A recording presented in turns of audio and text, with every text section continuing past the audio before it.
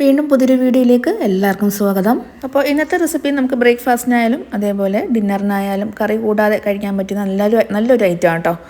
അപ്പോൾ ഇതിനെ എഗ് പൊറോട്ട എന്നോ അല്ലെങ്കിൽ മിൽക്ക് പൊറോട്ട എന്നോ വിളിക്കാം. അപ്പോൾ അത് രണ്ടും ഇതിലേക്ക് എഗ്ഗും ചേരുന്നുണ്ട്, മിൽക്കും ചേരുന്നുണ്ട്. അപ്പോൾ അതിന് വേണ്ടി ഞാൻ കുറച്ച് ഗോതമ്പ് പൊടിയാണ് എടുത്തേക്കുന്നത്. മൈദ വേണമെങ്കിൽ എടുക്കാം. എന്നിട്ട് ഇതിലേക്ക് ഉപ്പും കൂടി ചേർത്തൊന്ന് യോജിപ്പിച്ചതിന് ശേഷം പിന്നെ ഇതിലേക്ക് പാല് ചേർത്ത് കുഴച്ചെടുക്കുകയാണ് ചെയ്യുന്നത്. നമ്മൾ സാധാ ചപ്പാത്തിക്കൊക്കെ കുഴച്ചെടുക്കത്തില്ലേ, ആ ഒരു രീതിയിൽ പാല് ഒഴിച്ചു കൊടുത്തിട്ട് കുഴച്ചെടുക്കാം. ഞാനിപ്പോൾ ഇവിടെ കവർ പാലാണ് ഉപയോഗിച്ചേക്കുന്നത്. അപ്പോൾ ഇത് ചൂടാക്കണമെന്നൊന്നുമില്ല, ഞാൻ തണുത്ത പാല് തന്നെയാണ് ചേർത്തേക്കുന്നത് കേട്ടോ. എന്നിട്ട് നമ്മൾ ആ ചപ്പാത്തിക്ക് എങ്ങനെയാണോ കുഴച്ചെടുക്കുന്നത് ആ രീതിയിലൊന്ന് കുഴച്ചെടുക്കാം. പാലില്ലാന്നുണ്ടെങ്കിൽ പാൽപ്പൊടി ചേർത്തിട്ട് സാധാ വെള്ളത്തിൽ നമുക്ക് കുഴച്ചെടുക്കാം. സാധാരണ നമ്മൾ വീടുകളിൽ ചപ്പാത്തി ഉണ്ടാക്കുമ്പോൾ ഇതേപോലെ പാൽ കൊണ്ടുവന്ന് കുഴച്ചെടുക്കുമ്പോൾ നല്ല സോഫ്റ്റും അതേപോലെ നല്ല ടേസ്റ്റും ആയിരിക്കും. അപ്പോൾ മാവ് ഒട്ടിപ്പിടിക്കാതിരിക്കാൻ വേണ്ടി കുറച്ച് നെയ്യും കൂടെ നമുക്ക് ചേർത്തിട്ട് നന്നായിട്ടൊന്ന് കുഴച്ചിട്ട് ഇതൊരു അരമണിക്കൂറത്തേക്ക് നമുക്ക് റെസ്റ്റ് ചെയ്യാൻ വെക്കാം. മൂടി തന്നെ വെക്കണം കേട്ടോ. മൂടി വെച്ചില്ലെങ്കിൽ മാവ് നല്ല ഹാർഡായി പോവും. ഇനി അല്പം ഒരു പരന്ന പാത്രത്തിലേക്ക് 2 മുട്ട പൊട്ടിച്ചൊഴിക്കുന്നുണ്ട്. ഇനി അതിലേക്ക് 1 ടീസ്പൂണ് ചില്ലി ഫ്ലേക്സ് ചേർക്കുന്നുണ്ട്. പിന്നെ അല്പം മല്ലിയിലയും കൂടെ ചേർക്കുന്നുണ്ട്. പിന്നെ ആവശ്യത്തിനുള്ള ഉപ്പും കൂടെ ചേർത്തിട്ട് നന്നായിട്ട് അടിച്ചെടുക്കാം. നല്ല അടിച്ച് പതപ്പിച്ചെടുക്കാം കേട്ടോ. പിന്നെ നിങ്ങൾക്ക് വേണമെന്നുണ്ടെങ്കിൽ സവാളയോ അല്ലെങ്കിൽ തക്കാളി, പച്ചമുളക് എന്ത് വേണമെങ്കിലും ഇതിലേക്ക് ചേർത്ത് കൊടുക്കാം. അപ്പോൾ ഞാനിതൊന്നും ചേർക്കുന്നില്ല. എന്നിട്ട് നന്നായിട്ട് അടിച്ചെടുത്ത് മാറ്റി വെച്ച ശേഷം നമുക്കിനി ചപ്പാത്തി പരത്തിയെടുക്കാം. സാധാരണ നമ്മൾ ചപ്പാത്തി പരത്തുമല്ലോ, അതേപോലെ ഒന്ന് പരത്തിയെടുത്തതിന് ശേഷം ഇതേ രീതിയിലൊന്ന് കട്ട് ചെയ്ത് കൊടുക്കാം. ഇത് ഫോൾഡ് ചെയ്യാനും അതേപോലെ ചപ്പാത്തി ലെയറായിട്ട് കിട്ടാനും വേണ്ടിയാണ് ഞാൻ ചെയ്യുന്നത്. ഇന്ന് ചെയ്യണമെന്ന് യാതൊരു നിർബന്ധമില്ല കേട്ടോ.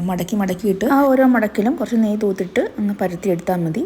അപ്പോൾ അങ്ങനെ ലെയറായിട്ട് കിട്ടിക്കുള്ളൂ കേട്ടോ. അപ്പോൾ ഇങ്ങനെ ചെയ്യുവാണെങ്കിൽ ഒറ്റ പരത്തിൽ തന്നെ 3-4 ലെയറായിട്ട് ഇനി കിട്ടും. അപ്പം ഇങ്ങനെ ഒന്ന് ചെയ്ത് നോക്കുക.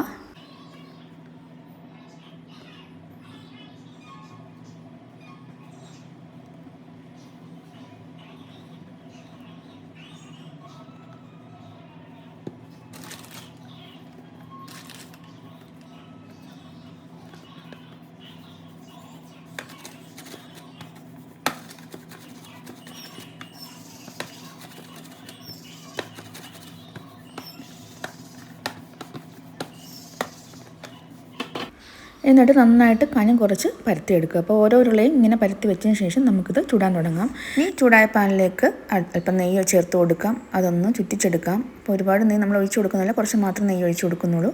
ഇനി നമുക്ക് ആ ചപ്പാത്തി ഉണ്ടല്ലോ, നമ്മൾ എടുത്ത് വെച്ചിരിക്കുന്ന മുട്ടയുടെ മിക്സിലേക്ക് ഒന്ന് മുക്കിയെടുത്തതിന് ശേഷം നമുക്ക് പാനിലേക്ക് ഇട്ട് കൊടുക്കാം.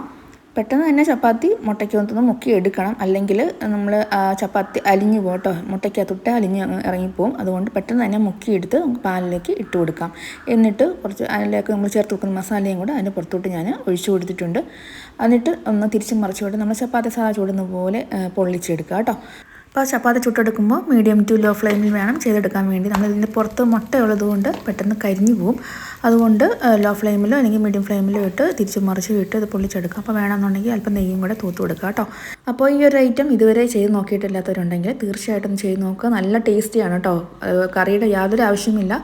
അതേപോലെ നമുക്ക് പെട്ടെന്ന് തയ്യാറാക്കി എടുക്കാനും പറ്റും. നമ്മൾ പാലൊഴിച്ച് ചപ്പാത്തി മാവ് കുഴച്ചെടുത്തേക്കുന്നതുകൊണ്ട് തന്നെ നല്ല സോഫ്റ്റാണ് കേട്ടോ അത് കഴിക്കാൻ. അപ്പോൾ എല്ലാവരും ഒന്ന് ട്രൈ ചെയ്ത് നോക്കുക. അപ്പോൾ വീഡിയോ ഇഷ്ടപ്പെട്ടാലൊന്ന് ലൈക്കും അതേപോലെ ഒന്ന് സബ്സ്ക്രൈബ് ചെയ്ത് സപ്പോർട്ട് ചെയ്യാൻ മറന്നു പോരുത് കേട്ടോ. ഇനി പുതിയൊരു വീഡിയോ ആയിട്ട് വീണ്ടും കാണാം. Okay, thank